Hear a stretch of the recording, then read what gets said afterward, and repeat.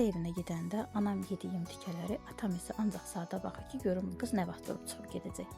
Uşaq da əlin beşiyə vuran kimi qırğın dava ki, bəs nəyə gətirmisən bunu bura?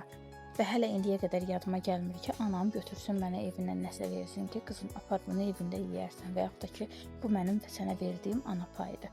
Bu sözləri mənim ata ocağı videomdan sonra Fatimə xanım mənə yazıb. O qədər qəribə gəldi ki, mənə nəyə görə bir ata, ana qızına belə yad münasibət bəsləsin.